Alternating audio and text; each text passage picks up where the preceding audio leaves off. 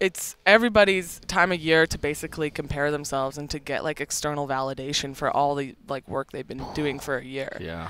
And then you start to question yourself, and a lot of people go crazy. Like, you know, even when I have a poor performance, I'm like, I can feel like that stuff bubbling up to the surface, like, you're not good enough, like, you didn't fucking work hard enough, like, you should be beating this bitch. But really, it's just there's like, always somebody like one rep in front of you. You're like, I couldn't have done one more push-up.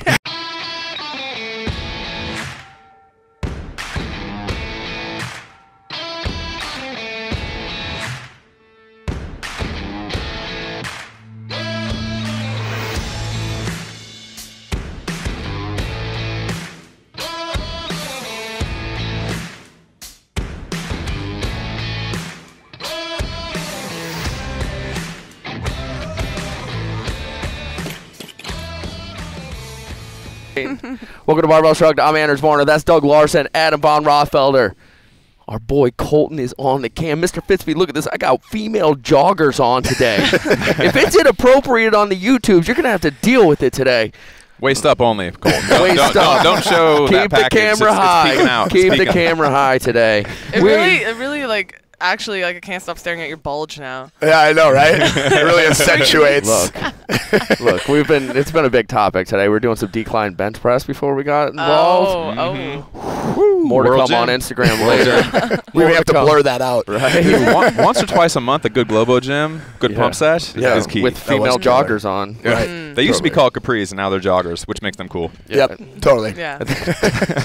We used to have men's and women's clothes too, and now we don't, I guess. Oh, Yes. yeah, Not there's anymore. male Androgynous wear. skirts now.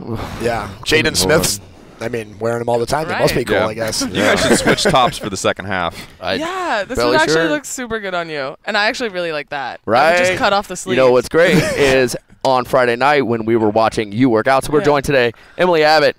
She's a savage, 4-time Game Athlete, 8th fittest woman in the world, 2015. 2015. That's a good year. Mhm. Super fitness that year. Yeah. We were in Friday Night Lights in Invictus Friday night, Yeah. 3 days ago. That works. Watching 18.4. Watching 18.4, and it was the first time I'd ever seen you do the fitness thing. What a savage. Oh, thanks, dude. What a savage. I appreciate that. Yeah. When did this whole CrossFit thing, or was CrossFit the first fitness thing, or where did this come in? Like most CrossFit girls, I was like, you know, kind of multi-sport athlete in high school, and then I went and played basketball in college or university in Canada. And we won a couple national championships, so that was like really where a lot of my like mental development happened, because I had this like insane French Canadian coach named Chantal Vallée. So she like really like pushed Killer me. name. Hell yeah. Yeah, Chantal Killer Vallée. name. You know, she'd be like, Tabernacle on the line. Yeah, so I really learned a lot about like mental toughness there. It was very like military-esque, and it really like formed who I was, like who I am today. But yeah, so I did the whole basketball thing. Then I traveled for a while. I was in Indonesia. I got dengue fever. So I got like super fucking sick, lost like 30 pounds. And then as soon as I started to get healthy, I was like, okay, I have to fucking like, I got to do something with my fitness, you know, like I got to do something with like all this fire and energy. I had been already introduced to CrossFit at that time. So, you know, I'd been kind of doing it on my travels. I remember like waking up in Paris in an Airbnb, like waking up super early so I could do like, you know, like a little WOD in my room, you know? So I was just like, okay, this is stupid. Like, why am I traveling and trying to just like drink and eat and like be a kind of like this like Dharma bums, like Jack Kerouac character, when like really I need to be like this, you know, outboard motor. So I like moved back to Calgary, back to Canada. You know, I started just training. I was like, I can make the fucking games. And yeah, you know, back then, 2013, 2014, the Canada West region was pretty weak. So I was just like this really strong chick, and I was just like, okay, and then made it to the games, and yeah, then I've been to the games ever since. So it's kind of just been swept up in this whole Like you CrossFit say thing. that, I just been back ever since. We're just passing always over. show up. They just send me an invite. Yeah, Castro thinks I'm cool. Probably not, but that's all right. You happen to make this whole CrossFit thing look fun, though. Yep. The majority of people that I see at the games, when I go to their little Instagram account or I like read about their lives or I see a video, I'm like, I don't want that. Nope, way too hard. Endless pain. You actually enjoy yourself, though, potentially. It looks like you have a lot of fun in your life. I do. And, I was just, like, talking about that with, I was on another podcast, Brute Strength podcast, and I was talking about this a lot. Like, the reason I fucking started this is because it gets me my stokes, right? Like, competing in front of thousands of people, like, just doing fitness, like, I love that. I fucking love that. So it's like, that I guess I was like, initially when I started CrossFit, I was chasing highs, really. And so then I found, though, when you're like too structured, when you're too in the gym all the time, like, everyone feels this. It's just like, fuck, like, this isn't what I want to do, right? So I really have to offset that with, like, getting outside and, like, rock climbing, surfing, snowboarding, go doing some crazy shit, because that is my stoke. Like, that is my high. So, I have to have fun. Hey, I mean, I'll say you were very relaxed before going into that. I mean, the fact that me and you had a conversation for 15 minutes, you're like, oh, I should probably go warm up. And I was like, yeah. I mean, I even commented. I was like, if I had a fight coming up, I wouldn't have been talking to anybody all day. Right. And you're out here having a conversation with a guy that you're like, I think I saw you on a hill running, And I'm like, yeah. So, I mean, it was really cool then to see you go out there and tear it up. Well, thanks. Like, I mean, don't get me wrong, though. Like, I am neurotic just like the rest of them. Like, I do greatly care about what I do, but I also have to balance that with, like, fuck it. Like, let's go run up a mountain instead of, like, run on the track or be on the Airdyne, right? Like, I have to, or else I just, like, because that's, like, the juice of life. That's the real shit, right? Like, the stuff in the gym, that's just, preparedness for, like, the whole CrossFit mandate. So, yeah, I think I care about it greatly, and if I was at regionals, maybe it'd be different. I'd be like, ugh. But I also think having that, like, aloofness and, like, relaxed attitude helps you perform better. So... yeah. Well, as well, if you've been to the games 4 times in a row, is it like just kind of assumed that you're going to make it to regionals, so you're not like super stressed out about the Open in the same way that someone else who's never been to regionals, never been to the games might be? Yeah, the Open is like a total mindfuck, because it's like people, it's everybody's time of year to basically compare themselves and to get, like, external validation for all the, like, work they've been doing for a year. Yeah. And then you start to question yourself, and a lot of people go crazy. Like, even when I have a poor performance, I'm like, I can feel like that stuff bubbling up to the surface, like, you're not good enough, like, you didn't fucking work hard enough, like, you should be beating this bitch. But really, it's just, there's like, always somebody like one rep in front of you. You're like, I couldn't have done one more push-up. And then you just get so hung up on that. Yeah. And one thing they do that's beautiful in the Open is, like, your score never goes up. It's like, oh, I'm like 100th right now, and then, like, Monday night comes around. It's like, how did I go so far? How did that happen? Yeah. Could it have gone up a little bit, like 1 or 2 spots? But no, they don't give that to you. Yeah, they don't. They don't want to give that to you. Yeah, there it is. You got to go back and redo crap. So how has the Open gone for you this year? Really good. Like, I actually got mallet finger. What was that? For it's climbing? Like, no. Isn't that where just it's wait. It's like, so it's I ruptured the extensor tendon on my finger. And so, like, you can't, So that Dirk one. Nowitzki, Right. like, basketball players often have that. Yeah, so it's just a, Gnarly. and I did that taking off a pair of pants too fast. Ooh. So it's like, I was Careful. like, Is there a backstory to this? my own pair of pants. All right. My own pair. I need wish these it was off somebody now. else. I hate these pants. Like prisons.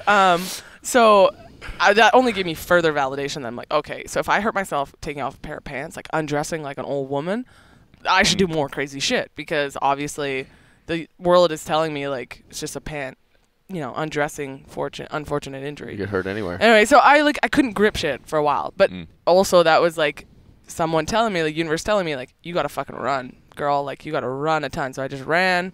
I did a ton of squats, and I was just hoping that my gymnastic skills would hold up. So, and they have. So the Open's been, like, super cool.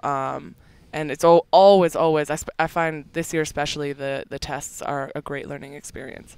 And I can definitely, like, use that information to, basically all I'm going to do is handstand holds and handstand walks and running for regionals. That's it. Are you always that optimistic? Like, you get an injury and you're like, oh, hell yeah, now I can go work on all this other stuff that I don't maybe do as much as I should have? Yeah. Instead of getting down on yourself that you're going to, like, fall behind on the thing that it's affecting? Of course it's stress. Like, like, I'm not going to sit here and be like, oh yeah, I'm like always so like level-headed. I'm not. Like, there'll be times where I'm like in my room like, motherfucker, like screaming like, why the fuck? And you know, all those things. But then I'm like, okay, I pick myself back up and like, fuck it, let's just like see what happens.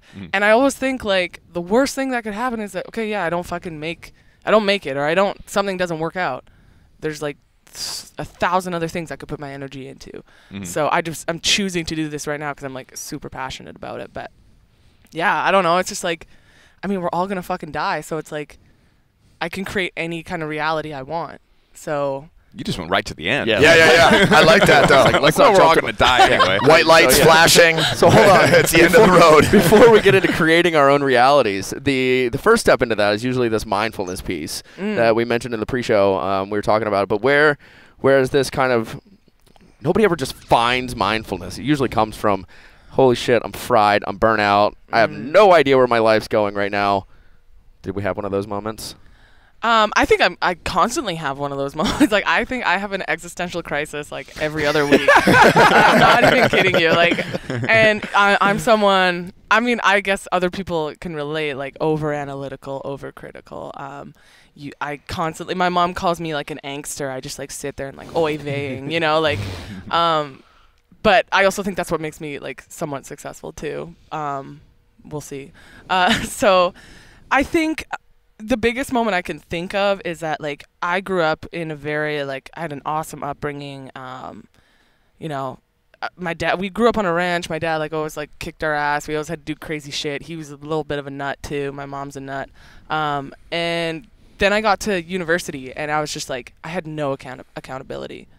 And I was just like everyone else. I was kind of like blame everyone else kind of thing. And then that coach, Chantel Vallée, she gave me like an Eckhart Tolle book, and I started reading about ego, and I was just like at first really pissed off, and then I was like, oh yeah, like it's all on me, like it's nobody else. Yeah. Which book was it? The Power Now, or was it? It wasn't The Power Now. It was like creating a collective. I forget what the friggin' title is. It's all right. It's all right. Yeah. I think it was after Power of Now. Got it.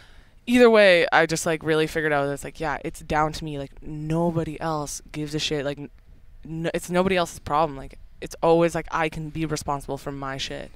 So that was like a super powerful moment. And since then, I've had like a lot of growth from that. So I'd say that was like the epicenter of the growth, to like start like basically not being tied up in my emotions, my thoughts, being that observer behind it. Yeah.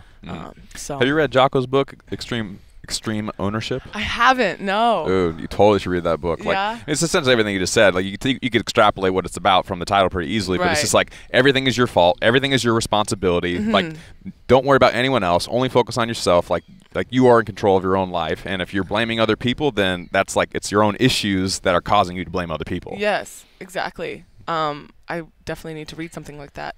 I read something maybe like the female version of that. It's called Pussy by Regina Thomashauer. You have attention. We're all interested now. Was that the first time that one didn't come across my Audible suggested read somehow? I don't know. Okay, if you want to understand women more, for sure read this. Yeah. Especially if you ever if you have daughters or whatever, like fuck, this is such a good book. But so I think a lot of times, and I don't want to be like female male, but like Jocko's this big Navy SEAL dude, right? Like for me, like yeah, I love that, but it's like I'm not a big high T Navy SEAL dude. Right. So I picked up this Pussy book on recommendation from like this hippie friend I have, and it's kind of like the female version of that. So she's like, basically, being a female, like growing up in this world, being a female, it's like it fucking sucks, because it's like everyone says you're too emotional. Everyone says like you can't be this, you can't be that. Like you're just too all the time. You're too this, you're too that, whatever.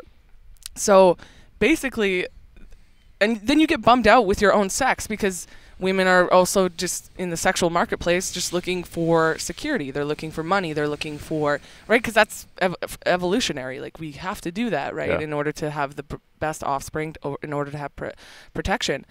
So it's kind of like a bummer being a woman sometimes. And then, so I read this Pussy book because like, as much as I want to be like Jocko, there's going to be times like I'm a hormonal woman. Like there's times when I'm just like, I have to be like, fuck the world and like stay inside and like nest. That's just part of it. And that to me was like a total failure. Like, I'm like, okay, why is this happening? So then I read this pussy book, and basically she's like, no, we gotta like take back like, or like love our pussy again, love our body again. Like, it was, the pussy was the metaphor for like the female, like the female as she is. It's pretty fucking incredible.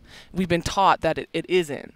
So it's like getting back to like loving your vagina, loving your hormonal system, loving your menstrual cycle. Like, it's all good. And if you can learn how to tap into that and learn how to tap into those like certain processes, you can become like this really powerful woman without losing being a woman. Yeah. Right. When you look at kind of the fitness industry, just as a whole, like, I actually find this to be like a super interesting conversation, because I have some friends that are like very into the women's empowerment, and I'm like, high five. I wish I fucking understood what you were talking about, because like I don't get it.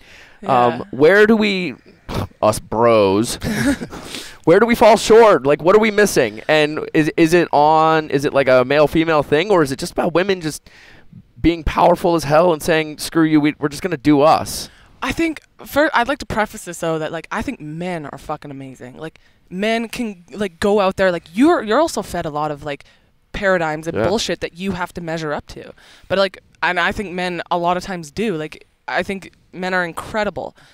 I think women though, especially with this whole like female empowerment movement, we've started to blame others, right? Like, oh, it's the patriarchy, it's this, it's that. And it's like, okay, you're not taking ownership. You're not taking ownership of like your own shit. There's a lot of behaviors I have in like my life that I'm like, holy shit, like I can't do this. Like, why am I acting like this? You know, like, see, it's like, it's not only like being aware, but it's also sometimes overriding that nature, that inherent nature that we have. So as much as I don't think bros are falling short, I just think it's a lack of awareness. And I think that there's like, we have to totally honor like the divine masculine, because it's fucking incredible, right? Like, knowing your value as a man and like being confident that you could, you know, like go approach any woman and like totally change her world through that confidence. And then women on the other side, knowing your value, knowing that like you're so much more than, of course, just your outward appearance, that you can cultivate like this inner power and totally like love your pussy. You can be sensual. Like, it's okay to fucking cry. It's okay to like have to, you know, be in the bathtub, listen to Enya and eating a grilled cheese. Like, that's okay, right? Like, I wish that was more male too. I thought all theory. Never done that. I've never done that. That was an example. So descriptive. I just made that up. Enya. I've done it a couple of times. But like, that's okay. And I think that so many times, I think women, they are told to be successful in this world, we have to be very masculine. Even in CrossFit, you have to be this tough chick, tough guy, you know, like, and I think I tried to drive into that so much that I completely shut off my feminine side.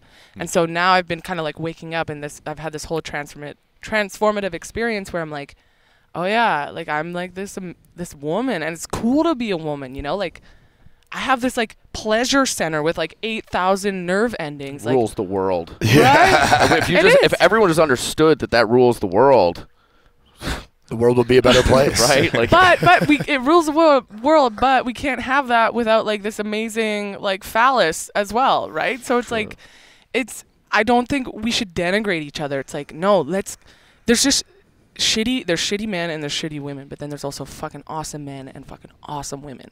So let's like keep heading in that direction. Let's create better people, you know?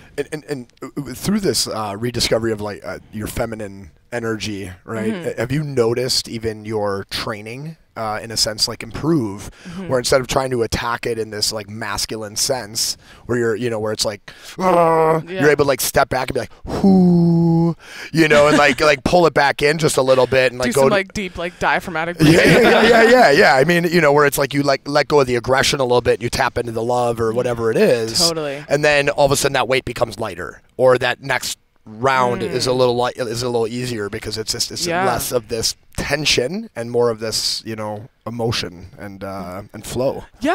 Flow for sure. And I think you know, workouts do provide like some kind of emotional release. Like, I remember like one time I've been doing this threshold running, so I was just like running a shit ton, and like my heart rate was like at 180, and I just, you know, that shit your pants feeling.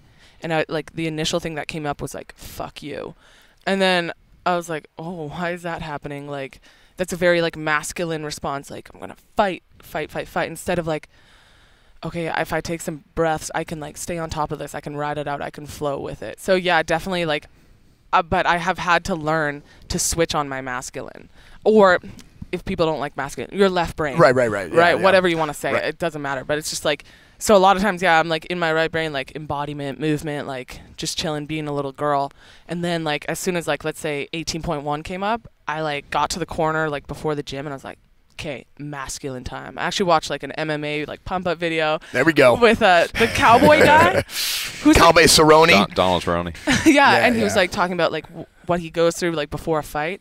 I was just like, all right, masculine time. So I switch it on. My gait even changes. I like turn into like this Terminator walk, like, and I'm like, okay, swag, ready to head kick somebody. Yeah, yeah, exactly. Like I'm not a weak ass like bitch here, like whatever. But then I can switch that back off to be like, okay, I am this soft like female. Like I love to be held. I need to be nurtured. I need to nurture. So. Yeah, it's cool to be able to now tap into like turning that on and turning that off. Yeah, that's one of the coolest things about kind of digging into the mindfulness world is like recognizing the ego, recognizing that that's like driving you, but still leading from a place of cooperation almost, or like vulnerability, and like recognizing like, hey, this isn't just about me, but I have to use me to better everyone around us. Have you noticed any of that just in the way people surround, or who you surround yourself with in your training? We've talked to a few people that, they started their careers and they're in this hyper alpha aggressive state, and then they realize like injuries and their burnout, and then all of a sudden their next training camp is a bunch of people that are like worried about their feelings, and they're talking to people in a much more vulnerable way, and all of a sudden they're extending their career, they're having much better fights. Have you noticed the people that are around you are much more supportive? Is that? Yeah, definitely. Actually, so I was like, overtraining a ton, like grinding myself into the ground and getting mad when I wasn't like able to recover. And I switched to these different programmers, Jen and Dave Swagger in Calgary. And they're basically like totally shifted the conversation of training. They're like, when was the last time you like hung out with your family and like chilled out? And I was like, oh, that's a priority? Yeah. Like, yeah, if it's not, your priorities are fucked up. I'm like, oh. Okay, yeah. I'm like, oh, yeah, I want to go cross-country skiing. They're like, do it. Go for it. So they really switch that whole conversation, that whole dialogue, like, let's go do fun shit so that you can come in here, refresh, and, like, hit it hard. And if you're not feeling it, you're not feeling it. You're wise enough to know. And that's, tapping into that inner guidance, the yeses and the nos. So and that's fun shit that can also be really, really fucking hard, though. Yeah. Like cross-country skiing, that's in disguise. Brutal if you wanted to. Yeah. Exactly, right? But really fun. Really fun. Yeah, you're getting outside. You're, getting healed by Mother Nature. So. Yeah. I remember our coach would every once in a while in the fighting world, he'd like, hey, it's a pool day. We're going to have fun, and then it's like, you have to get 8 of those 10-pound dumbbells off the ground, on top of the pool with one breath. And I'm like, this is no longer fun. This was a disguise. I'm going to die. Yeah, exactly. I'm going to die. Way to hide this one. That's incredible. But then you felt like super cool at the end of it, right? You're for like, sure. Oh, because then you and your friends are like high-fiving each other and your teammates, and it's no longer about like who had the best time that day. It's something that's not even really tangible to what you're doing, which is a nice way to kind of check out of it, but yet still get the volume or the work or the frequency that you need to stay conditioned and also maybe even actively recover in some sense. Yeah, totally. And I do try, like, since I moved down to San Diego, I mean, what a conducive environment to train, especially CrossFit, but people here are always doing something somewhere. It's so awesome. That's why we had to break out onto the roof here. That's right. Get that vitamin D in our lives. You just need to take off those lady joggers. Get some sun on the old ham. She wants you to do these pantsless. Come on, bro. Dude. Barbell Shrugged pantsless coming at you. Honestly, let's get weird. Let's get weird. If there's a day I'm going to wear women's clothes, it's today. That's right. Yes. Right. Talking to the Pussy Powerhouse. Shit. Yeah. Talking to the psychedelic gypsy queen. Yeah. That's Hold right. on a second. Hold on a second. We're going to take a quick break. When we get back, we got to talk about that. Psychedelic gypsy fitness. That's right. If that's not a teaser, we'll see you guys after the break. Thanks for watching the show. If you'd like to learn more about how to improve your snatch, clean, and jerk, We have a free 55-page ebook you can get at flightweightlifting.com. It has sample programming specifically for weightlifting, weightlifting how-to technique videos, and other tips on how to improve all of your lifts. Go to flightweightlifting.com and you can download that ebook for free. Download it now.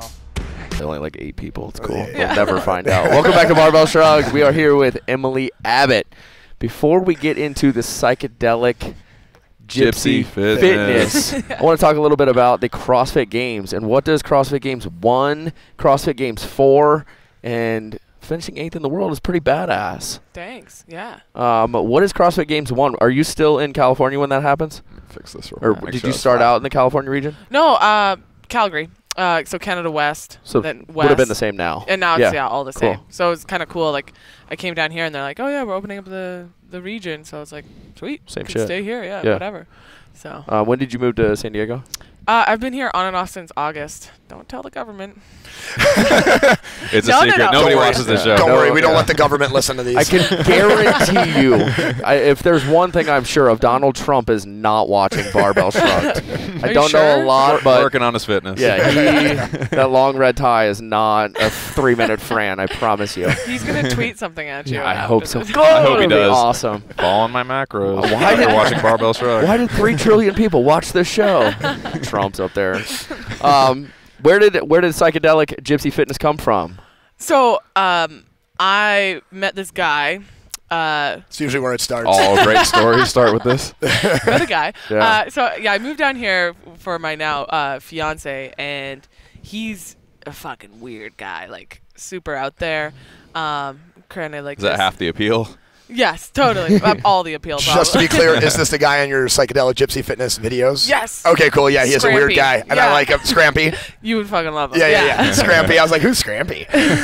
So we were just like, hanging around, and somebody suggested like, hey man, like you guys have like, you do a lot of fun stuff. Like you guys should just, put it up there on YouTube. So we're like, yeah, that would be really fun. He's a kind of a creative type, like learned how to cut, edit, film, bought a nice camera, and so we're like, what should we call it? At first we were like obtuse angles, like I don't know, just like throwing out all this stupid stuff, and then we're like psychedelic Gypsy fit. It just kind of like formulated when we were just like laying in bed one night, and yeah, so we're just like I don't know what the fuck we're doing. We actually have no plan at all.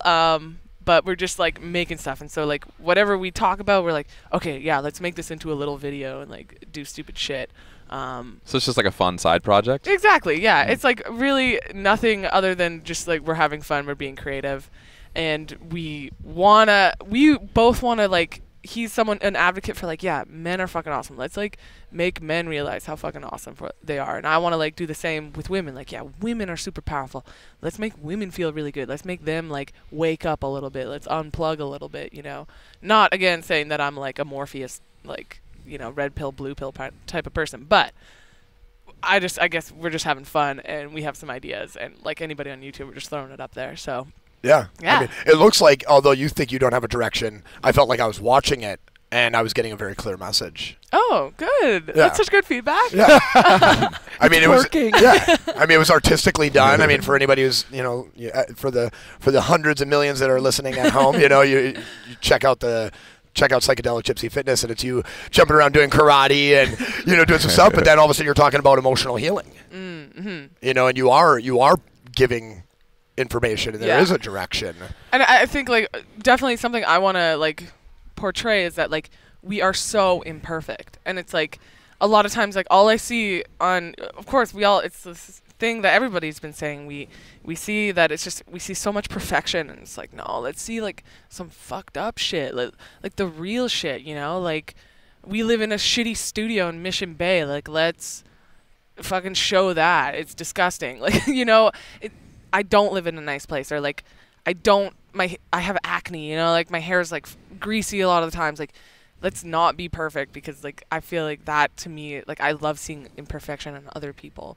Well, that's like the opposite of what's happening with the rest of the world right now. It's like you have this like false life that's portrayed on Instagram about how great you are and what you want people to think about you, and everything's perfect all the time, but then you're kind of swinging the other direction, like, hey, that's not actually reality. Like, someone sees you on the games and must think like this girl has her life totally completely put together. It's like she probably lives in like a beautiful spot, like everything is perfect, she has no worries, no problems, and you're trying to like portray that, who you really are behind the scenes, so to speak. Yeah, I guess so. And like I think a lot of times people are living in kind of like we're putting a lid on like emotional life a lot. Like we're stifled. Let's get more weird. Like let's do weird shit. Let's bust out of that shell. Especially from a female standpoint, right? Like we want to be like perfect and like this thing for everybody. We want to make everyone happy, but it's like no, you're not going to. And once the quicker you realize that, like the more happy you're going to be. And I think fitness, especially the fitness world, it's like you see these perfect females, like perfect poses, like really lean body mass, and it's like it's just I don't know how sustainable that is. Like, you know, I don't know. I just think that we just need more realness and people to wake up a little bit more, become a little more self-aware, I guess. I think you have an interesting insight, too, because you hang out at the top levels of these things, and you hang out with these people, and you see them trying to hold on to this thing that everyone else sees them as, and you know underneath when you see them behind the scenes that it's probably pretty sloppy. It's not exactly what they're putting out to the world. And it gives you a really interesting perspective when you're able to see what the best in the world are doing, be one of the best in the world, and still know that it's like the duck in water. We all look pretty on top, and we're just figuring shit out underneath. Oh, man, we're all fucked up, man. We're just like disintegrated children, you know? Like we're just... Yeah, we're all babies still. Yeah, right. Just a little larger, bigger microphones. That's right. I could see you as a little boy. You're looking at it. Yeah. You could go ask my wife. Totally. And see, that's super cool, and I think that's relatable, and like that to me is gonna make the world like a cooler place to be in when people have more outlets to just be whatever the fuck they want to be, and that feels good to them. Yeah, I mean, what you just said to Anders, I can see you as a little boy. That's actually something that, you know, like Buddha and Buddhism kind of speaks of, is like the idea of looking at someone as a child, and like seeing their these beautiful qualities within them instead of trying to be this perfect thing. Yeah, and like that's going through this moment of suffering and stuff. And I have a lot of moments of like complete inadequacy. Like, you know, I just turned 29. I'm like, what am I doing with my life? I don't have like a stable career. I don't have like, you know, I don't have this. I don't have an empire built. I don't have a great idea. I just am like this thing. But then I'm like, I realized I don't need more. The world doesn't need more accolades, accomplishments, successes. It just needs people who are fucking comfortable with themselves and like happy to be in their own bodies. Like maybe that's not my path in the world, is to be like, I did A, B, C, and D. Like, who's watching my life, right? Like, I don't know. So it's like, I kind of just had this realization. It's like, the only thing I can do is just be like super loving and like give unconditional love and like take care of my own shit, clean up my own bedroom first. So it's like, yeah, like none of that matters. So it's like, that's where the freedom lies, because it's like, I can literally create whatever I want. And whatever I put like my passion and energy into, I can manifest that. And that's the power of pussy, baby. Yeah. And here you are, 8th in the world in CrossFit. Yeah, exactly. Yeah. Manifestation come true. Yeah, for sure.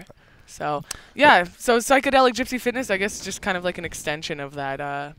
But where are you in the journey on your own? Like we talked about the mindfulness side of it. We've created the psychedelic gypsy. Like, there's kind of this progression, and you don't have to have an answer, but when you think of Emily Abbott, what does that kind of encapsulate now? Like, where do you think you are kind of in this journey of finding exactly what this vessel or this body is for in your brain and how you affect other people?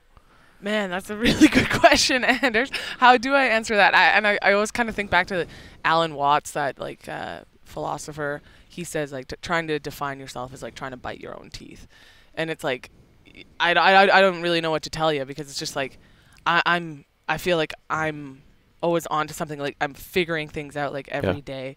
I'm not always happy. I'm actually like, you know, existential crisis mode a lot, but like I'm evolving, and I don't know what that exactly means yet, but I did have a realization. It's like a lot of times I'm trying to like tell everybody else, like, they're like, oh, what'd you get your degree in? Oh, well, I got an English degree. Oh, the eyes glaze over. Like, because I thought I was going to go to law school or something like that, right? So I try to like feed into their thing, but really it's like, oh my God, like whatever I do, again, like going back to that, like whatever I'm passionate about, like I'm going to make it happen. Yeah. Like I can make that happen. So yeah, I don't know what that is yet. It's probably some badass fitness. Yeah. It's kind of what you pay attention to. And I think that's more like to understanding the journey is like the focus and understanding where your intentions lie. Like you don't have to know an answer. Yeah. But the things we pay attention to and the things that we focus on tend to manifest into something that is really important to us. And I think that's one reason we're all standing here and talking to you is because you found this way to kind of get your message out in a very interesting way. Well, and whether or not you know where you are, you're there. Yeah. Like you're living it. Yeah. Right? I mean, like, so the words that are coming out of you right now, that is the place you are in. Like, although you can't explain it, like you are it. Right. Right? I mean, you're balancing, a new relationship. You moved here from a new place, like your fourth, year, going for year number 5, and, and all that. And it's for anyone, that's a huge undertaking. I mean, like entering a whole new space, living in a new state, finding this relationship and how all these other pieces come together. Yeah. I mean, you don't know how that worked until like you're here and you're looking back there. And you're like, oh yeah, all those things. It's like everything looks like this zig and zag until you look in the back or look behind you and you're like, oh, that was just a straight line. Yep. Dude. Yeah. All those people just lined up. Yep. Yeah. I guess my biggest fear though is like, what if it all amounts to nothing? Oh, you just tell the story better than everyone else and you got it. I think that's kind of guaranteed though. That's like, I feel like in my life, like once I realized that life is essentially meaningless, like in a positive way, that I was more at peace. Like once I realized that things don't matter as much as I think they do, it's all quote unquote in my head. Then I was just more chill with not being attached to any particular outcome. Right. But I find that, so this is where I have trouble because like I want to enjoy it, like be present and enjoy like every moment in life. But then the world is telling me, be ambitious, work hard, like get down, get dirty, like grind, mustard sandwiches, like that kind of shit. So, but you're doing it. You just. But I eat so well. No, but you don't have to. You don't have to. It doesn't have to be awful in order for it to matter. I think. But the thing is about the authenticity and finding out like what your message is to the world, and you get to share it with a couple 100,000 people today. I don't know. That workout looked pretty awful to me. Yeah. I mean, like I was watching this going. Do you see her? Like what's going on here? Because my first time seeing something like that. First Friday Night Lights ever. First Friday Night Lights ever. Yeah. First CrossFit, real hardcore competition. See, I'm just Jesus. Like these people are insanely fit. You worked hard, and that's you are grinding. Yeah. Recognize that. So you didn't know you were coming for the answers today. Yeah. I have a very curious question that's going to change the direction of this a little bit. But what are some of your lifetime bucket list items? Like, what do you want to do big picture over the next couple decades? Live in an RV, full time, boondock, and meet some weird people. I go nomading, that type of thing. Yeah, yeah, I think so. Like being a gypsy. Yeah, for sure. Living that lifestyle. Filming it. Just without the train jumping. Putting it on YouTube. Yeah. Just without the train jumping. What else? Lifetime bucket list. So definitely live in an RV. All of a sudden I turned 29 and my ovaries started screaming at me. So like, shit. Yeah. Have a fucking baby, I guess. Yeah. That is one of the powers. Right? The RV thing seems easiest to do before the baby. Yeah. I think I could do it. I think I can do it all. Yeah. You totally could do it at the same time. Anything is possible. It's definitely possible. Like just have a couple babies strapped to me and like fixing the RV. I can see it. So what's the appeal for doing the RV thing? So I read Let My People Go Surfing, and I Killer book. Yeah.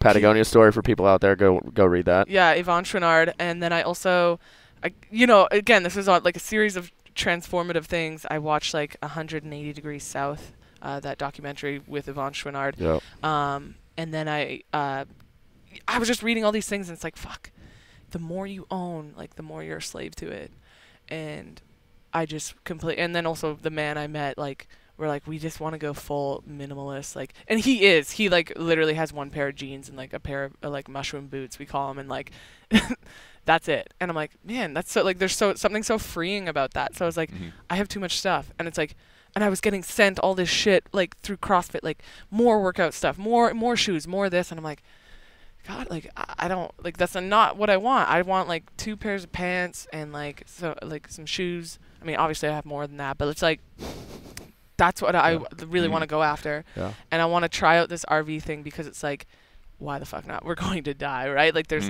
this, I can create anything I want. you know, kind of like this nihilistic optimism.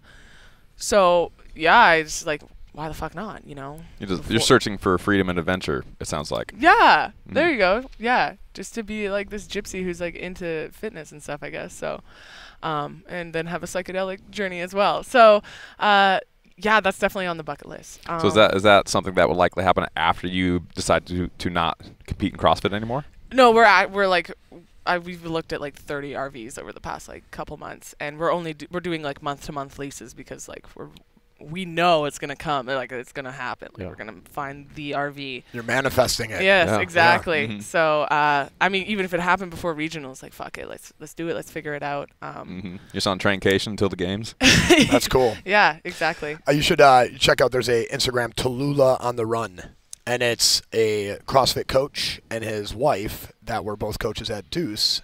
And they recently took their 2 children, sold everything, and are now traveling the country in an RV and living out of this RV. Yeah. And they look so damn happy. Yeah. You know what I mean? I pay tons of money for rent. I have 2 kids, and you know, sometimes I'm like, damn, I wish I had less shit. Yeah. You know, and I have some people in my life that have like done this 33 things. Where like you only own 33 things, right. And it's like every personal item is narrowed down to what are the 33 most important things in your life, right? And the simplicity that came from that, it was, I mean, it ended up manifesting into riches for most people that I've talked to, that have, because they didn't need these physicals, and then like these material things, and like abundances came. And I guess, yeah, and it's also that awareness of like, we're all really just like trying to get dopamine hits, right? So it's like buying stuff, it feeds that, right? So then when you stop doing that, it like frees up time to like do a bunch of other stuff, like read more and meditate more, like, you know, do fun shit. So I'm not saying like, and again, I don't want to be preachy because I think everyone has to live their own life. We're all on like different paths of our evolution, but that's just something that really appeals to me. So. Well, if you're preaching, you're believing, right? Like it's not really coming from a place of like talking down to someone, like what you're doing is wrong, but you just believe in something so powerful that you're compelled to say it. Yeah, it just makes, I guess, the most sense to me to like just not have a bunch of shit. When you look at physical training, like when you're in the gym training now, that's one piece of it, but where do you think the majority of your attention, or like what you focus on the most? Is it training outside the gym, the mental space, the kind of the behavioral practices of being successful in the gym? Like how I feel like that creating that space is one thing that athletes, especially in the CrossFit world, when they're in there 8 hours a day or whatever it is, 6 hours a day, that they really miss out on. It's just the ability to downregulate and get the hell out of there. Is that a big piece of your training now? Yeah, for sure. And like the more I have been involved in the CrossFit world, the more I realize that everyone in it is like pretty fucked up. Yeah. In a good way, right? Because like obviously they got drawn to this for a reason, like just like I did. Yeah. And so, but it's cool because through CrossFit I've been able to like completely transform myself, like mentally, and realize that like I was really just trying to find like this inner peace, or like this little girl inside of me, and like completely nurture her because I had been ignoring it for so long. And like, so as much as like CrossFit is amazing, but it does attract a certain kind of dark passenger person who's got like a lot of like weird shit going on, right? Like the ego you're speaking of? Yeah, kind of? like, because, you know, psychopaths and heroes are on the same genetic branch, right? Yeah. So it's like, that's what happens. We get we get drawn to this because it's brutal shit, like really brutal. Like, I was like slamming down on my neck and then like driving up on handstand push-ups on 18.4, and it's super fun. But yeah, it's like, it's brutal shit. So I think, and I hope what CrossFit can do for a lot of like women especially is like open them up to realize like, oh yeah, there's something beyond this. Like I can basically form a greater mental, you know, strength beyond CrossFit, not just in the pain, but also in the opposite of that, in the pleasure, in like the relaxing, the taking more rest. You know, you evolve as an athlete, you evolve as a person through that CrossFit experience. So I think like I have learned like, man, I can rest way more. And I can chill way more. I can meditate way more. And not that I do every day because I usually forget, but it's just like I'm trying so hard. I'm trying so hard. But like just giving myself I'm so close to perfect. I could just sit still or just a little more still. Yeah. So I think it's just like that that relaxation and not being so stressed out because nothing really matters, right? Like, but also at the same time, I haven't hit top 5, so I don't know what the sacrifices are to. Do you want to win the games? I mean, yeah, is that important to you? I mean, probably deep down, yeah, like ego driven, yes, I fucking like that'd be fucking awesome, right? Like I would love to just be able to smash it. But probably at this point, like realistically, like I'm 29, like I'm like my ovaries are already screaming. Like I'm kind of loving what I do. I love like every day I'm super grateful for what I do. Yeah. So if I can still have fun and be near the top, realistically, like yeah, I'm happy with that. I think one of the most important things is just realizing we're on a journey. Yeah, right. There you go. Yeah. Where can people find you? They can find me on Psychedelic Gypsy Fitness or Abbott the Red. That's my channel. Abbott the Red on Instagram. And I think I'm on Twitter, Abotsky439. Where else? Oh, I have a website, and I actually blog a little bit here and there.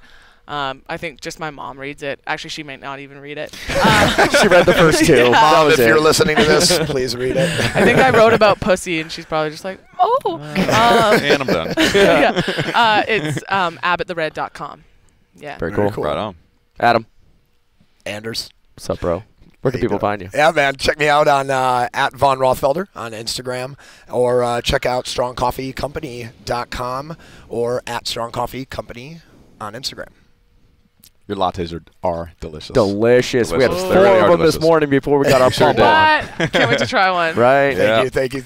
I never get sick of hearing that. Yeah. You can check me out, Doug Larson. I am Douglas E. Larson on Instagram.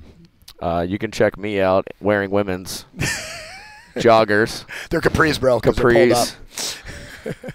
That was my post for those of you on YouTube. At Anders Varner, come to shrugged.thelowbackfix.com. $20 off your first program. Get healthy, move better, strength training, physical therapy, all the good stuff. Make sure you download, subscribe on iTunes, subscribe on YouTube at Barbell Shrugged Podcast. Get into the comments. Leave a nice comment. If not, she's going to come hang out with you, and she's going to beat the crap out of you in some fitness. So leave a nice comment. Be friendly. We'll see you guys next week. Thanks for making it all the way to the end of the show. If you liked the show, which I know you did, please go share it on Facebook, Instagram, or whatever social media channel you happen to be loving at the moment. Pinterest, Twitter, Tumblr. Tumblr.